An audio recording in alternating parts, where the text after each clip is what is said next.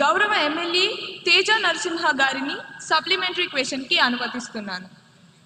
నమస్తే అధ్యక్ష. ముందుగా నాకు ఈ అవకాశం ఇచ్చినందుకు మీకు ధన్యవాదాలు. అధ్యక్ష, 2036 ఒలింపిక్స్ కోసం ప్రభుత్వం ఏర్పాటు చేసింది. సంతోషం అధ్యక్ష. కానీ మన దేశ జనాభా ఎంత? 140 కోట్లు. కానీ వచ్చే మెడల్స్ ని వేలతో లెక్క పెడతా అధ్యక్ష. అధ్యక్ష, మన వాళ్ళు జెవెలిన్ త్రో విసరడం కన్నా ఒకరి మీద ఒకరు బురద చల్లుకోవడంలో ఎక్కువ ఎక్స్పర్ట్స్. అందుకే అధ్యక్ష, నా సలహా ఏమిటంటే ఒలింపిక్స్ కమిటీకి ఒక లెటర్ రాయండి. మన లోకల్ గేమ్స్ అయినా కోతి కొమ్మచ్చి, గోళీలాట, గిల్లి దండాన్ని ఒలింపిక్స్ లో ప్రవేశపెట్టండి. కనీసం దాంట్లో అయినా మనకి గోల్డ్ మెడల్ గ్యారంటీగా వస్తుంది. లేకపోతే మళ్ళీ అక్కడికి వెళ్ళి సెల్ఫీ దిగి వెనక్కి రావాల్సిందేనా అధ్యక్ష?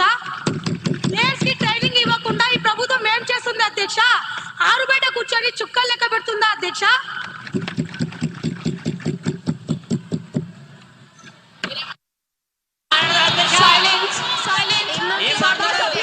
కూర్చోవలసిందిగా, ఈ సభా గౌరవాన్ని కాపాడవలసిందిగా కోరుతున్నాను. దయచేసి అందరూ కూర్చోవలసిందిగా కోరుతున్నాను. మంత్రి గారి సమాధానం.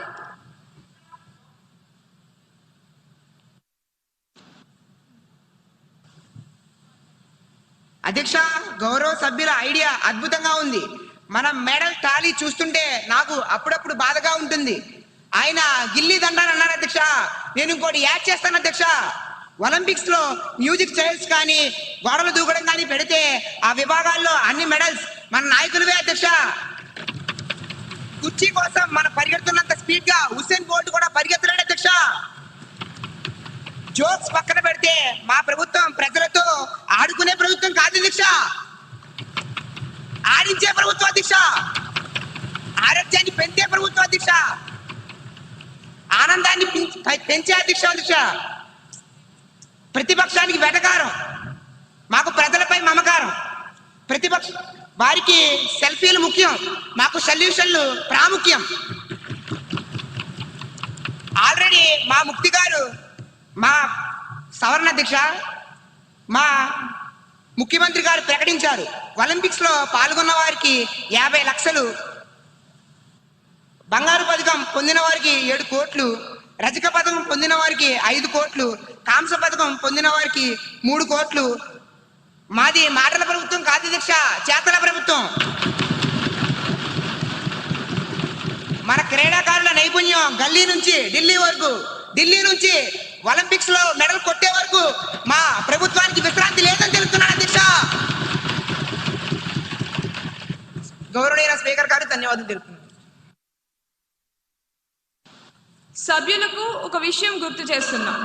1900 సంవత్సరంలో పారిస్ ఒలింపిక్స్ లో live pigeon shooting, tug of war కూడా అధికారిక క్రీడలుగా ఉండేవి. కాబట్టి రేపొద్దున మన కబడ్డీ కానీ ఖోఖో కానీ ఒలింపిక్స్కి వెళ్ళమని రూల్ ఏమీ లేదు. మంత్రి గారు, ఆ మ్యూజికల్ చైర్ ఐడియా చాలా బాగుంది. అది ఈ సభలో వద్దు, గ్రౌండ్లో చూసుకుందాం. తదుపరి ప్రశ్న. 241109 క్వశ్చన్ పై గౌరవ మహిళా శిశు సంక్షేమ మంత్రి గారిని స్పందించవలసిందిగా కోరుతున్నాను. గౌరవనీయులైన అధ్యక్షులకు నా యొక్క నమస్కారములు. గౌరవనీయులైన శాసనసభ్యులు గారు అడిగిన ప్రశ్నలు ఏమిటంటే అధ్యక్ష, మొదటి ప్రశ్న అధ్యక్ష, రాష్ట్రంలో మొత్తం ఎన్ని అంగన్వాడీ కేంద్రాలు ఉన్నాయి? దానికి నా సమాధానం ఏమిటంటే రాష్ట్రంలో గణనీయమైన సంఖ్యలో అంగన్వాడీ కేంద్రాలు పనిచేస్తున్నాయి అధ్యక్ష. రెండవ ప్రశ్న అధ్యక్ష, వాటిలో ఎన్ని అంగన్వాడీ కేంద్రాలు సస్థానంగా అంటే కోలొకేటెడ్ గా పనిచేస్తున్నాయి?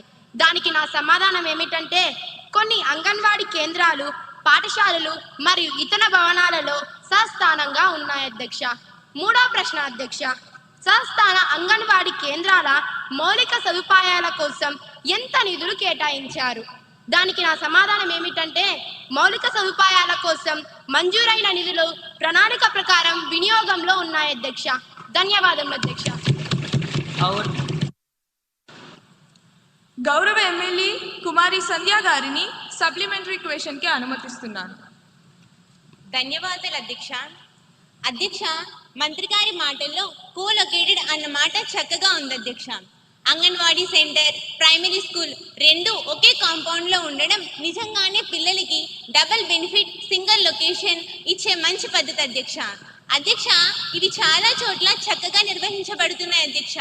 కానీ కొన్ని చోట్ల మాత్రం అంగన్వాడీ టీచర్, స్కూల్ టీచర్ పక్క పక్కనే ఉన్న రెండు వైఫై నెట్వర్క్స్ లా అస్సలు కనెక్ట్ అవ్వట్లేదు అధ్యక్ష.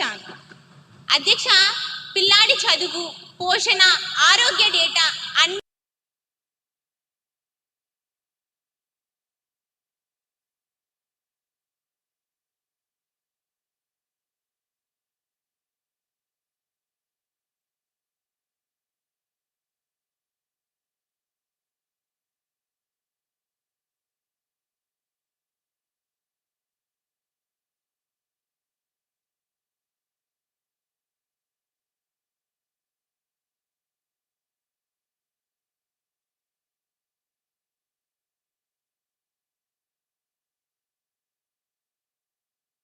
పక్కపక్కన కాకుండా ఉంటే సరిపోదు, వ్యవస్థలు కలవాలి.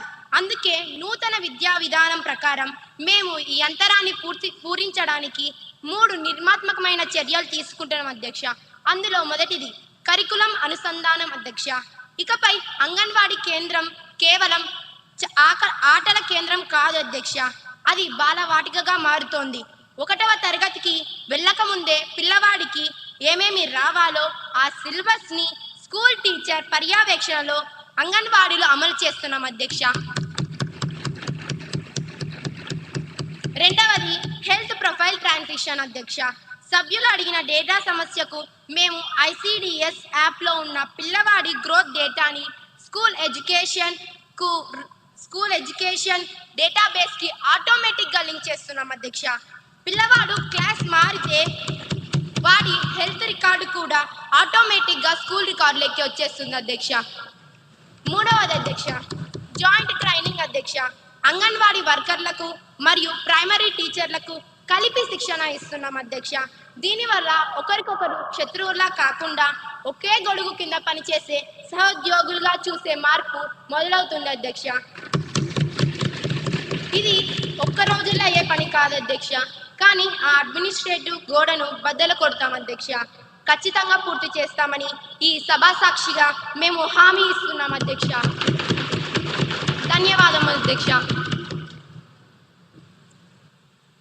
241110 క్వశ్చన్ పై గౌరవ పట్టణాభివృద్ధి శాఖ మంత్రి గారిని స్పందించవలసిందిగా కోరుతున్నాం.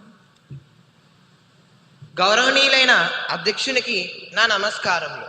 గౌరవ శాసనసభ్యులు నన్ను అడిగిన మొదటి ప్రశ్న, పర్యావరణ హక్కులో భాగంగా ఆడుకునే హక్కును నగర ప్రణాళికలో తప్పనిసరి చేసే ప్రణాళిక ప్రభుత్వానికి ఉందా? మొదటి ప్రశ్నకు సమాధానం, అధ్యక్ష, ఆడుకునే హక్కు చేర్పుపై మార్గదర్శకాలు పరిశీలనలో ఉన్నాయి అధ్యక్ష. రెండవ ప్రశ్న, ప్రతి మున్సిపాలిటీలో యూత్ పార్క్ ఏర్పాటు చేసే ప్రస్తావన ఏమైనా ఉందా?